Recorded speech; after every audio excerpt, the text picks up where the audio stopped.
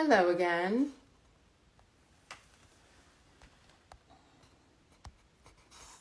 I think it's Jumpman's crashed. We're frozen again. Oops. Reverse. We're going to try this again. Can everybody hear me? This is the beauty of technology, is when everything crashes. But we're going to try it again. Ready, ready, ready? Carmela Anthony was phenomenal. We're going to get Mark Wahlberg back here now. There he is. Oh, come back, Mark. There we go. Nope. Wow, we love this technology. We're coming, guys.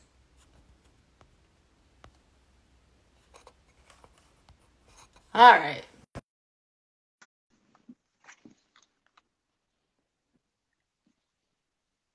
Thanks for hanging in there with us, guys. It is connecting now. Man, Gosh. I'm gonna blame that on, I don't know, technology guys out there not helping us out. Okay, I feel like I gotta get all this the in 5G quickly. conspiracies. I know, I swear, Gosh. help me, Lord, come on. So now I only have 22 minutes left with you, so I'm gonna go real quick.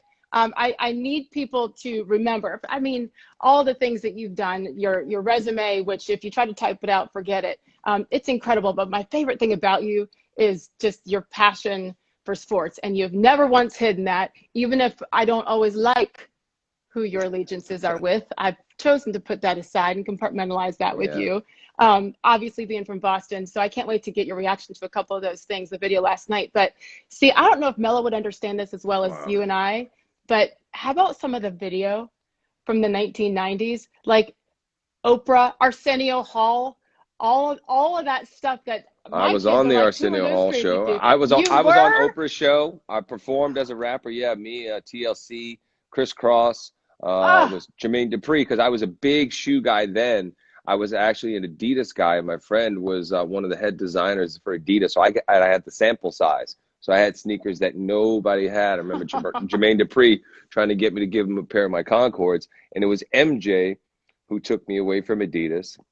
It was MJ who kind of, shook up my alliance with the Celtics, just because everybody was so enamored with him. I mean, he had this star quality. He was a movie star on the basketball court. He was the most charismatic guy that you had ever seen in your entire life. Oh yeah, but who knew that he liked Corvettes that much? Like, that cracked me up, because there are other cars to choose from. I know. He had like 10 Vettes. When he pulled in on the Vette, I was like, man, he had the best spot at the practice facility for sure. For sure. One of my favorite clips in last night, for some random reason, is they're at a stoplight, is in the red Corvette, and it says jump 23, and the kid, and his parents let him out, right? In the middle of a highway. But that's who Michael Jordan was. Okay, so when I say the name Michael Jordan, the first words that come to your mind are what? Greatest of all time. As competitive on the golf course as he is on the basketball court. His own winner. That's it. The winningest, number one by far. Yes, you have to put him up there. Probably greatest. I mean, obviously, I loved what Will Vaughn was saying with the list with, he put Babe Ruth in there. I don't know necessarily if you want to put Babe Ruth in there, but Muhammad Ali and Michael Jordan as the greatest. Yeah. And it's funny, because I know Michael has said leading up to this that he's worried that people are going to think he's just a terrible human being after watching this. To me, I mean, hey, we've only seen two. To me, you're like, okay, that is the ultimate competitor who will lay his body on the line to get. Yeah, of course. But they became this celebrity mystique that disconnected Michael for a while in the public's eye. But I think it just makes him more human, more relatable for sure. 100%. So I was trying to do the math, because you and I are about the same age, and that playoff series in 1986. So you're probably like 15, right? When he put up the 63 points on you guys, and you still won. But do you remember that game? Of course I remember that game. I remember that game. It was like, okay, he could score 70 as long as the other guys can't put up 40 between them. We were going to win the game. you know. But everybody knew. What I loved was Larry and Magic talking about that they knew it was just a matter of time. Yeah. They knew it was a matter of time. And even James Worthy talking about it in college, you know, he said he was better than him for a couple of weeks. You knew it was just a matter of time before he was going to take over and change the game. And by the way, the other people on that team for him, Orlando Woolridge, I wrote these down, like Charles Oakley, John Paxson. So I remember Michael, there was a shot when Michael was talking about his rookie year. He was kind of staring at Woolridge as they were going down the practice court, and it was like this. You could tell they were like, "Who is this guy?" Yeah, you know? Yeah, that's the thing. I mean, he came see. in. It was, but that game 63, and again, I went because I'm a stats geek, and I know you love this stuff too. But those 3 games, the 3-game sweep by you guys, by the Celtics, he scored 131 points in 3 games. It's like, what? So yeah, Go ahead and get your 70 or 80. But like at the end of the day, you guys had enough to stop her. But when Larry said that, he said that was God disguised as Michael Jordan. Yeah. Perfect. Yeah, Larry does not give out compliments easy. I think that's probably the first nice thing he said about anybody. I was covering the Pacers back in the 90s when he came in as coach, and literally weekly, that was the interview I was scared of the most every single week, because he didn't give you anything. He just, of course, I was like a young kid going, blah, blah, blah, blah. He's like, get her out, and he rightfully so should have done that. Okay, so the producer in you, I'd love your mindset after watching the first 2, because everybody knows that you're an actor and a rapper and a singer and the producer and what you've done, all those things. So you look at this, Doc, probably with a different perspective than a lot of people out there. What's your takeaway from last night? Well, it was just amazing that they were willing to let the cameras in, and willing to, and had the foresight to be able to know how valuable that footage could possibly be, and covering such an important time for the entire organization, for sports. I mean, the NBA, the league was absolutely taking off. It was is one of the few things, put it this way, it's one of the few things that's come up in the last couple of years where I'm like, wow, I wish I was producing that. I wish I was the one asking the questions. I wish I was the one sitting opposite Phil and Scotty to be able to ask them questions that other people might not necessarily ask them, because you want to understand the whole story. But whoever has produced it at Mandalay has really done a great job, because they are getting the most compelling versions of the story, right? And what we see, we could just watch that season unfold and watch the highlights, and you would obviously, being a sports fan, compelled to watch it. But now getting an insight to just Scotty's story alone was mind-boggling to me. I totally agree. I feel like, being a sports fan for all these years and following that team in particular during that run in the 90s, you feel like you know them. But did you know that he was an equipment manager at Central Arkansas University before he got on the team? I mean, who knew that? No, I didn't know anything about his dad. You know, my dad had a heart attack and was basically, stuck in a wheelchair since that time, for that pretty much the rest of his life. There were so many things that I didn't know.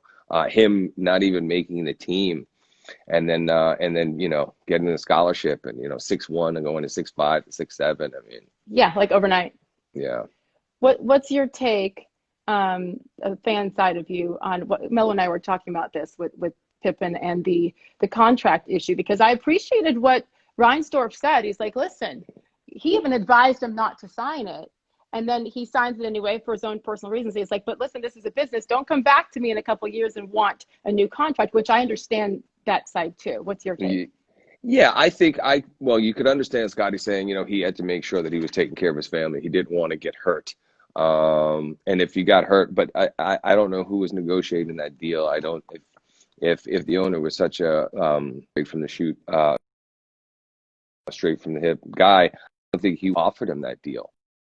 But I guess, there have been millions and millions of stories of people not getting what they deserved and doing work that other people got credit for over the years. It was just sad to see. It was sad to see, because you look at the stats and then you look at the other people on the team who are getting paid more than him. It's, it seems criminal now, obviously.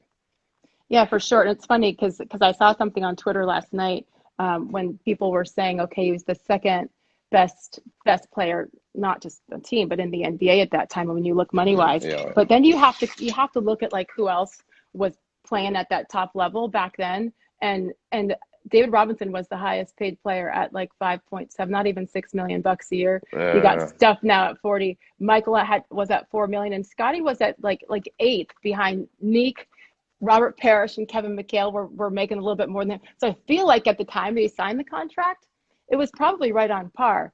Yeah. It happened pretty quickly where he kind of outgrew those numbers. But I don't know, like, you're part of a team, you're part of a production team. Like, I'm not familiar with the economics. So, I mean, I literally was left hanging, and then they started talking about they were going to get into, watch the trailer for the 3rd and 4th episode. They were going to get into Dennis's story, but I was like, well, wait a second. What happened with Scotty? You know, he hadn't come back yet. Right. You know, did he finally get paid when he left? I don't know what happened. I really don't. I feel like I should have known what happened. Well, maybe. I know. See, this is the producer coming out at you, right? Like, wait. Yeah. We got to answer these questions. Well, the best part about it is it's so compelling that you could wait until, you know, see episode 8, 9, or 10 to give out that information, because it's very, very valuable. They got us. We're like sucked in. Oh, hooked. Totally hooked. You know what? Something good that came out, because, you know, there hasn't been much. I mean, I've been watching old fights on ESPN. I've been watching, you know, it's De La Hoya with Chavez, and then Trinidad, and then the great Tyson fights. And, you know, that's what I've been watching. You know, I don't want to watch the news because it's depressing. And then waiting for the Last Dance to come on. It's like, this is, it's been a godsend that this is now happening. So I have something to look forward to. Oh, for sure. And I need to segue into this just for a second, because for all those of us who follow you on your Instagram, what you could also be doing during this time is doing some TikToks with your daughter and your wife. And for some reason you are refusing to do this. And I don't understand why. Like, the world wants to see you out there. No, I did one. You know, they're off, like, going to another level. The first one I did was with my daughter, and she has to be in the front. She's a camera hog. So I tried to get in the front and like get my shine, and she was like, absolutely not. So then the second time I just appeared, I just poked my head out and tapped my wife on the backside. Appreciating the view. And then, you know, other than that, I've been like, you know, nope, Dad, you're not even welcome. They go up and lock themselves now in the bathroom, and you know, she's applying makeup to her face and everything else, and doing all kinds of crazy stuff. It's phenomenal, and her confidence. I mean, well, she did get upset at me that I had posted the last one. Why? But she sent it to me. I went downstairs to get something to eat. They sent it to me, and then I was like, oh my God, this will really make people smile. And then I told her, and I showed her some notes that I had gotten and received for people that I've been in communication with that are really on the front lines and working 12 hours a day and putting themselves at risk. And they said, wow, that really made them laugh after a day of crying and a day of living in fear.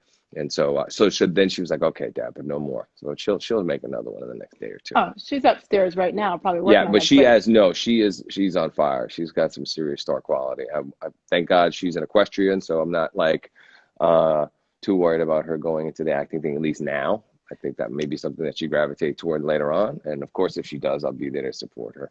No, I was actually starting to think, I was like, wow, we could do our own version of Paper Moon here, her and I. How old is she? 10. Oh my goodness. She acts older. I mean, just because of the way she walks around with that confidence. And by the way, my daughter's an equestrian too. And I'm like, okay, I love this, but now stop. Like, for parents who are trying to save money, that is the wrong, absolute wrong sport, right? No. Okay. Very, very wealthy people tell me that it's a bad thing to get them in. But you know what? It's given her responsibility. I mean, she's in there shoveling poop. She doesn't care. She does it all. Yeah. And, you know, there's no boy talk or any of that stuff. So I love that fact. And that's one of the beautiful things about that sport for sure. But just wait. It's still coming. I wanted to ask you, because I thought this was fascinating, and you can probably relate, because 4 boys in your family, right? 4 or 5? No, 6. 6. I'm the youngest. 6 boys? I'm the youngest of 9 boys and 3 girls. Yeah. That's 6 boys. God bless your mother once again. Like, I only have 3. I can't even imagine the dynamic that Michael Jordan talked about last night with his brothers, in particular Larry.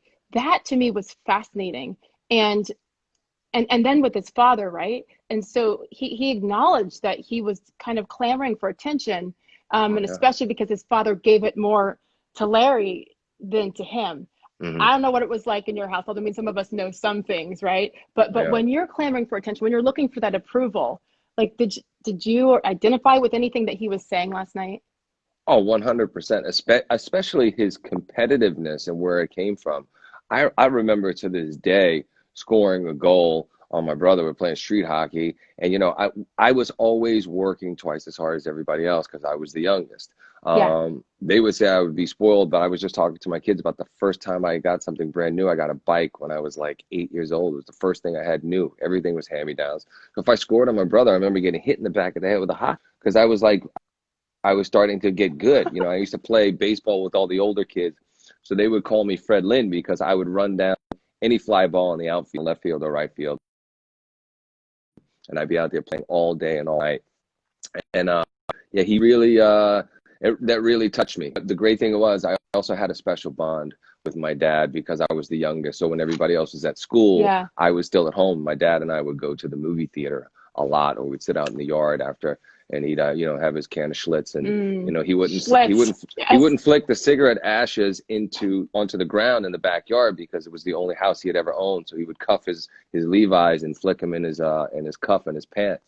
And we'd eat tomatoes out of the garden. But no, I see what his dad meant to him, and my dad obviously was my hero as well. And everything that I did to impress my father and did for approval. And I remember the first time my dad actually said, "Wow, now you can call yourself an actor," because he never cared about the big salaries or anything. It wasn't until I got nominated for an Oscar, and then he was like, "Well, now you can call yourself an actor," because my dad loved cinema, and he introduced me to all my cinematic heroes. Jimmy Cagney and Steve McQueen and John Garfield and Robert Ryan. And, my dad was a real old school guy. But I never thought I could be in the movies, but I loved watching movies and doing other things. Then I got introduced to the opportunity to be in film. And I think that no matter how old we get, we learn more and more the appreciation for those relationships with mom and dad. Because back in the day, it's annoying when they're trying to rule our lives and take over as what our. And like I still look for that approval. You still want to please them and make them proud. And you could see Michael last night. I mean, and getting emotional talking about that relationship with his father. And obviously we're going to hear more about that, I think, in the next episodes when he tragically lost his dad. But don't we all still look for that approval? I mean, right or wrong. Oh my gosh, yeah. And look, I mean, my parents, youngest of 9.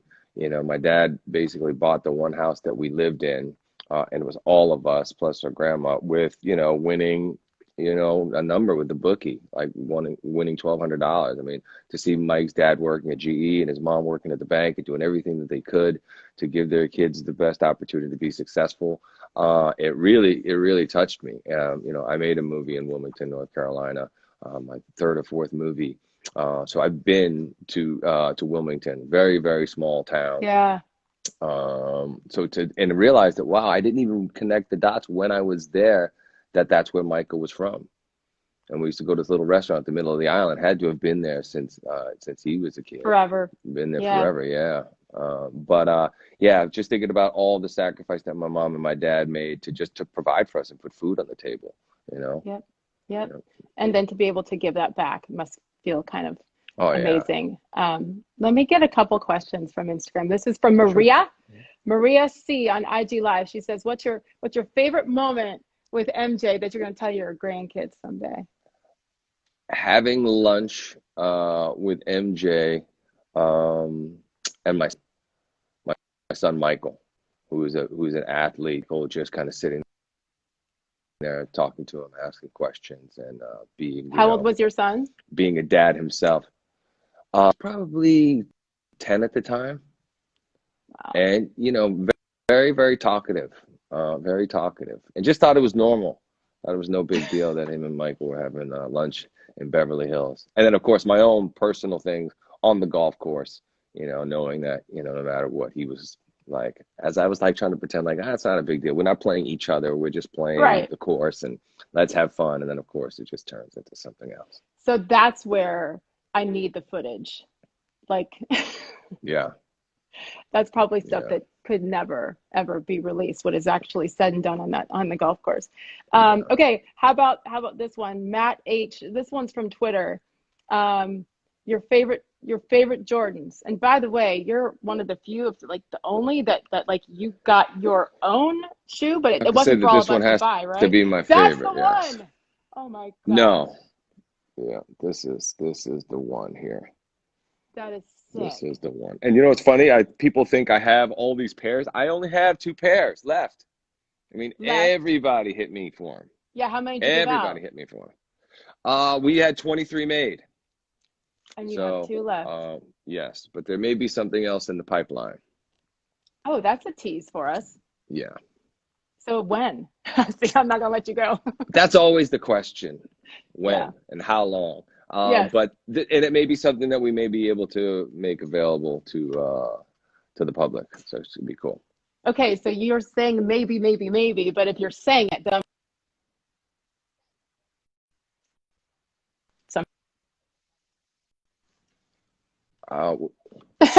we usually, I think, we usually will things to happen. So yeah.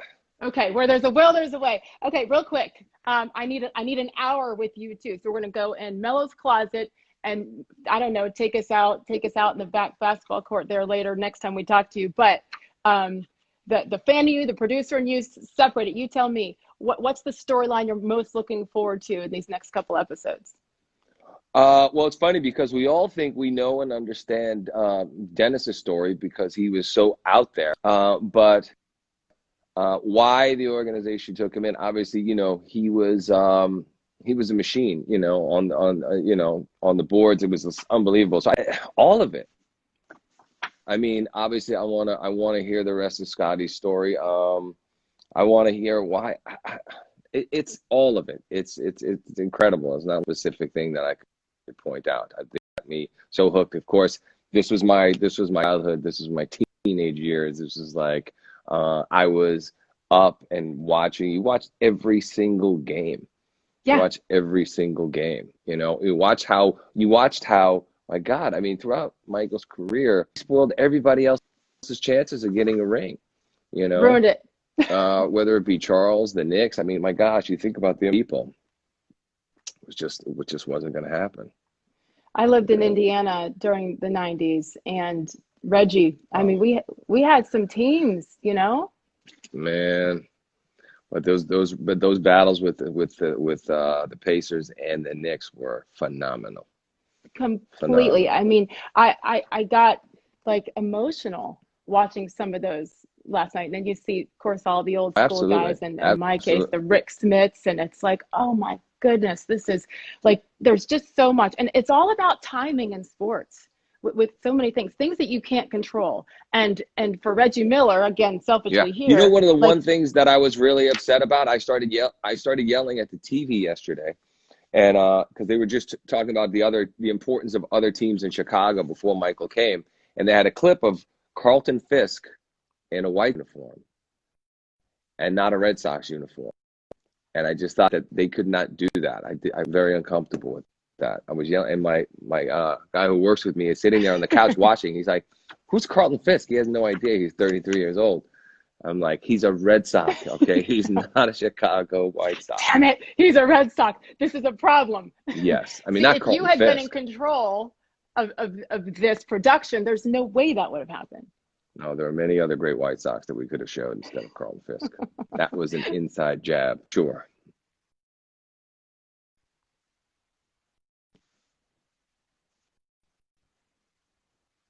We have to say. Like, obviously, he did some things, and sometimes it's the way you do things when you're a leader, right? It's how you do things, not what you're doing. And I think that was obviously one of the problems that people had with him. But there were moments where I was like, this is uncomfortable, the way that they're going at him, even if he quote unquote deserves it. What was your take on that storyline? Because that was crazy. Oh, with the GM, with Jerry Krause? Yeah, with Jerry Krause and Pippen and Jordan, I mean, all of them. And obviously how he handled Phil. Yeah, I don't know. I mean, it would be hard pressed to say what anybody would be thinking to dismantle a team at the height of their success. Porter is saying, well, you know, he felt like he was being overlooked. He wasn't getting any of the credit. I think most people don't aware of what's going on in the front office. They're aware of what's going on the court. Exactly. And for anybody to not say, okay, we just won 5, let's go win 6. Why not go for a 7th? I mean, you keep that going. So I know it just boggled my mind. Yeah, I cannot understand that rationale. I think, you know, it's like all of a sudden at the height of Entourage in season 6, we're going to just change the cast because Jeremy Piven has become a bigger star than one of the other cast members. It's absolutely crazy. But again, because we were getting cut off, the most amazing thing about Michael is the work ethic. And I hope that our younger generation, somebody who, you know, whether it's to win, you know, the affection of a parent or the respect of a sibling, or to prove somebody who a naysayer wrong. I mean, I've always felt like I was never supposed to be in the position that I'm in, but I was willing to work harder than everybody else. And I'm still working harder than everybody. And that's just what I do. And that's why I've become successful. So why wouldn't I keep doing that? And you could see that was Michael's whole attitude. And I'm hoping that my kids get that and see that, because I want to be an example for them. But I think people are really going to take away from this, and hopefully young people like, wow, if I want something, I better go be willing to work twice as hard as everybody else, day in and day out. There was a moment at the beginning where Roy Williams, who was his assistant coach at North Carolina, said, the look on his face when Roy said that, he challenged Michael, right? And then Michael got all, and he's like, no one will work harder than me. And that has proven to be true. But you're right. So this is cool and this is fun to watch the scenes. But I love what you said to wrap it up. Like, there are lessons that we can all take from this if we choose to. The other great quote, the other great quote from Roy was that also he's the only guy who could turn it on and turn it off at any time, but he never turned it off. Ever. And you can't. Do we know people like that, athletes like that? I'm sure there are some, but it's another level. I don't think we'll ever see what we saw again. There's only a few because normally what happens is you work so hard to get there. You might do all the work to get there, but then you start getting a little bit complacent. And we've seen many a great athlete get complacent, or somebody who's just supposed to be the guy. So they just assume that they'll always be the guy, and then somebody comes in and takes their spot because they're willing to work harder than them. That's a difference. And not a lot of people have that DNA and that gene, you know what I mean? That, you know, just they will no matter what. I remember they were talking about a basketball game that was going on between Brady and Jordan. Were playing at Baker's Bay, and I was like, I was on the same team. I mean, forget it. I wish I had front row seat to that game. It was one of the few times that I wasn't there. That would have been a real treat to see. Unbelievable, for sure. All right, so now we got to wait. And of course, 6 they were days. on the same team. They were on the same team. That's did wrong. That's the only thing about Michael. When Michael and I were playing in a golf tournament, he invited me to his tournament, and then all of a sudden he puts himself with Brady, and then all the other good golfers that were there didn't have equally talented partners. I'll just say that. Equally talented. And That's Mike, a nice way of putting it. Yeah, and I wouldn't put it like that if we were just talking in person. But I was like, he won his own tournament. I'm like, this is a charity event. He doesn't care. But I tell you, it always, he motivates me and inspires me every single day, and hopefully it's going to do that for everybody else who watches it. Did your kids watch with you? They were watching. They're going to come back. You know, the great thing is we got it sent early, so we're going to watch it when they're less distracted. Yes. Well, it is one of those things that I can finally say, see guys, see kids, this is what it used to be like, and this is why the Steph Currys and LeBrons of the world can do what they do is because of what he did and how he did it. So awesome. We got 6 days now and counting until episodes 3 and 4. So for all of you guys at home, again, 9 p.m. Eastern time on ESPN in the U.S., Netflix, if you're outside of our borders here. But we are back with the encore next week with 2 guests. If you're bored, Mark, come join us again. And we'll work out the technical glitches. Are you proud of me for bringing you back on? I figured it out. Yes, yeah. No, it's terrible. I mean, in this day and age, it should be flawless technology. But I'm also wondering how many more times we're going to see the beret. The beret. The beret. Only one person can get away with that beret. And that's what my kid, like, what is that hat thing? I'm like, it's not just a hat, guys. That's a beret. So much more than that. Okay, you're the best. Thank you so much for your time. Go get that workout in. It was really awesome to talk to you. Thank you. Bye, guys. Bye. By the way, for those of you still on, wear your Jordans all week. If you wear your Jordans, give us a hashtag, #InMyJs, and then we're going to keep an eye on it here on Jordan Brand. We're going to keep an eye on it and possibly post it on our Instagram page. So hashtag #InMyJs. I showed you mine from earlier, right? Did you miss it when I was with Melo?